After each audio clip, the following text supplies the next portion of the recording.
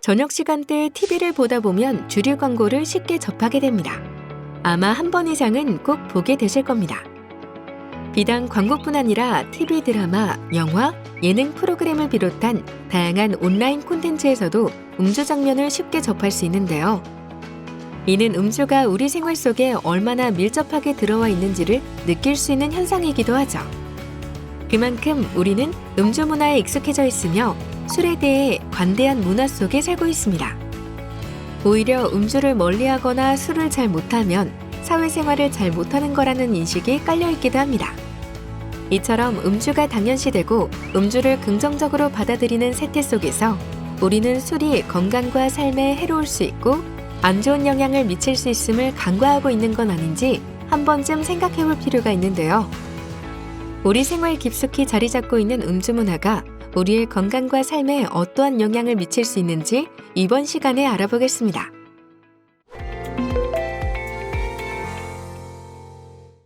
먼저 저도수 주류 섭취가 증가하였는데요. 한국건강증진개발원이 실시한 2021년 대국민 음주 인식조사에 의하면 저도수 주류 섭취량이 증가하였음을 알 수 있습니다. 그리고 주로 마시는 주류는 맥주로 조사되었고 평균 15도 이하의 과실주, 무알코올 맥주의 소비량도 많이 증가하였습니다. 약한 도수의 술이라도 음주를 즐기는 사람이 많다는 걸 알 수 있습니다. 두 번째로는 고위험 음주 경험 비율이 증가하였습니다. 2015년 이후 1인당 알코올 소비량은 감소하는 추세이지만 고위험 음주 경험 비율은 오히려 상승하였습니다. 식약처 2020년 주류 소비 섭취 실태조사 결과에 따르면 2017년 57.3%였던 고위험 음주 경험 비율은 2020년 63.5%로 증가하였습니다. 또한 남성이 67.2%로 여성 59.7%보다 고위험 음주 비율이 높고 연령대별로는 30대가 70.0%로 가장 높으며 특히 10대의 경우는 2017년보다 상당히 높아진 것으로 조사되었습니다. 10대의 고위험 음주 비율이 높아진 건 분명 우려되는 부분입니다. 세 번째는 혼술과 홈술 경험이 증가하였습니다.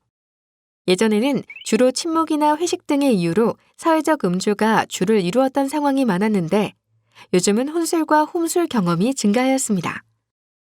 음주 장소는 집으로, 음주 상대는 혼자 또는 가족으로, 음주 상황은 혼자 있을 때나 TV를 볼 때로 음주 문화가 달라졌습니다. 이는 1인 가구의 증가 영향도 있고 그만큼 우리가 술을 편하게 대하는 경향도 늘어났기 때문입니다.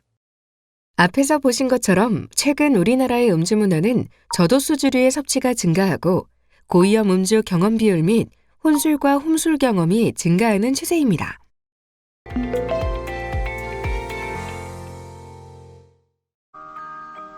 (2021년) 보건복지부는 술병 그림이나 술 브랜드 이름을 넣은 5개 대형 멀티미디어 광고 및 일반 음식점과 유흥주점 간판 주류 광고를 전면 금지한다는 내용을 포함한 국민건강증진법 시행령 및 시행규칙 개정안을 입법 예고하였습니다. 과연 우리의 일상에서 술에 대한 접근성은 얼마나 높을까요? 주류 광고는 주로 TV 광고에 집중되어 있습니다. 2021년 연간 매체별 주류 광고 빈도를 비교해보면 TV 케이블이 56만 9,657회로 가장 많고 TV 지상파 41,545회, TV 종편 15,869회 순입니다. 특히 2016년 27만 7,769회였던 TV 케이블 주류 광고는 5년 사이 2배 이상 급격히 증가하였습니다. 주류 광고 비용은 2010년 1,067억 원에서 2021년 2,042억 원으로 약 1.9배 증가하였습니다.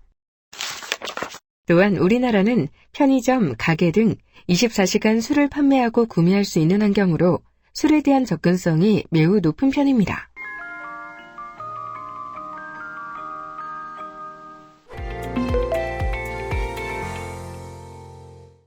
음주로 인한 폐해는 사회 곳곳에서 발생하고 있으며 점점 증가하고 있습니다. 통계청 발표에 의하면 2020년 알코올 관련 질환 사망자 수는 5,155명으로 매해 증가하는 추세입니다. 연령별로는 50대 사망자가 22.7%로 가장 많이 차지하였으며 60대 사망자가 21.5%로 뒤를 이었습니다.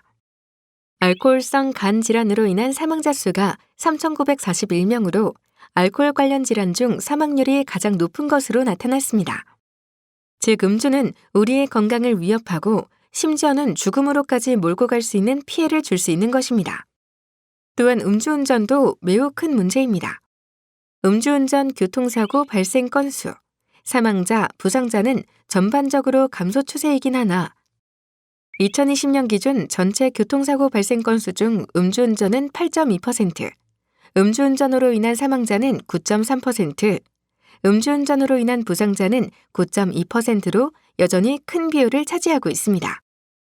음주운전으로 인한 사망과 부상의 비율이 높은 것도 문제이며 음주운전이 더 심각한 이유는 자신뿐 아니라 타인의 생명까지 위협할 수 있다는 것입니다.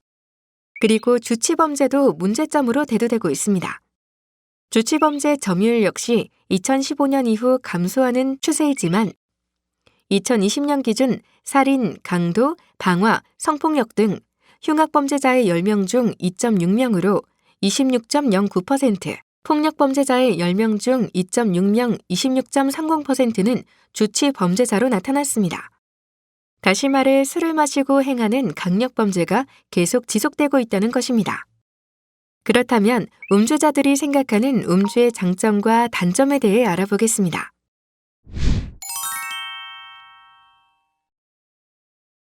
저는 주로 회식이나 친목 모임 때나 퇴근 후 하루를 마무리할 때, 그리고 잠이 오지 않을 때 주로 많이 마시는 것 같아요. 많이 마시진 않고요. 저는 스트레스를 받았을 때나 축하할 일이 생겼을 때 주로 마시고 고기나 회를 먹을 때요. 맛있는 거 먹을 때는 한 잔씩 생각이 나서 마시는 편입니다. 저는 다음날이 휴일이라서 쉴 수 있을 때나 심심할 때 영화 보거나 할 때 마시는 것 같아요. 주량이 약한 편이 아니라서 그런지 집에 항상 채워두는 편이거든요.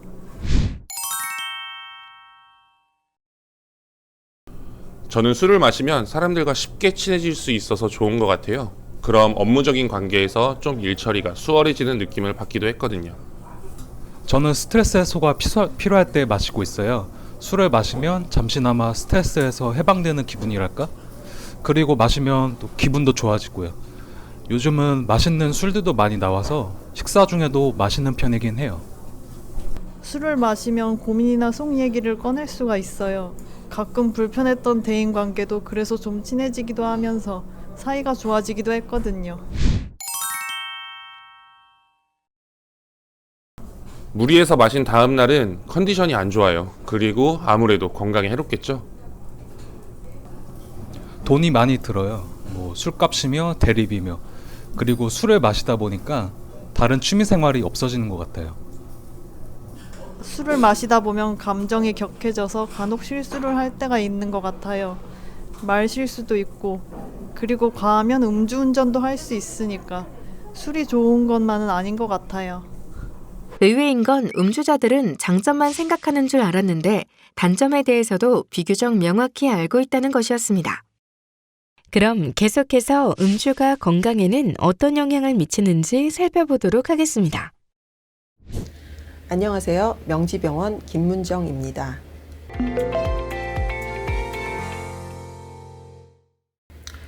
나는 주량이 세니까 간이 튼튼한 사람이라고 생각하시는 분들이 많이 계신데요. 우리나라 사람들이 간에 대해서 가장 많이 가지고 있는 오해 중에 하나입니다. 그렇지 않습니다. 주량이 센 사람은 간이 망가지기가 더 쉽습니다. 그 이유는 알코올 때문에 간이 손상받는 정도는 마시는 음주량에 비례하기 때문입니다. 알코올 분해 효소를 많이 만들 수 있다고 해서 간이 손상받지 않는 것이 아닙니다.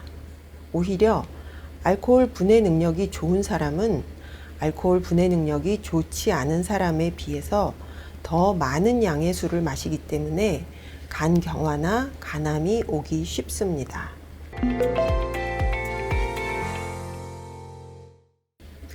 알코올이 가장 잘 흡수되는 부위는 소장입니다. 약 10%의 알코올은 위장에서 흡수되고 나머지 90%는 소장에서 흡수됩니다. 소장에서 흡수된 알코올은 혈류를 타고 대부분 간에서 대사됩니다.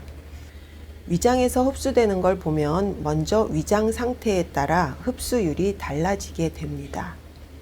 같은 사람에서도 공복에 술을 마실 때와 식사를 한 후에 술을 마실 때는 알코올 흡수 속도가 다릅니다.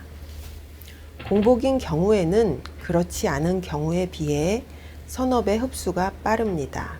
그만큼 간으로 빨리 술이 도달하고 그만큼 빨리 취하고 그만큼 몸에 더 해롭습니다. 흡수된 술은 간에서 분해되는데 간에서 만들어지는 알코올 분해 효소의 농도에 따라 분해 속도가 달라지게 되고 이는 일정 부분 주량에도 영향을 미칩니다. 알코올은 간에서 가수 분해 과정을 거쳐 아세트알데히드가 되고 아세트알데히드는 다시 아세트산이라고 하는 큰 해가 없는 물질로 대사됩니다. 두 단계의 과정에 필요한 두 가지 효소를 간에서 만들어내는데 이 능력이 사람마다 다르고 본인의 능력보다 더 많은 양의 알코올을 한꺼번에 섭취하면 알코올과 아세트알데히드의 농도가 높아지게 됩니다.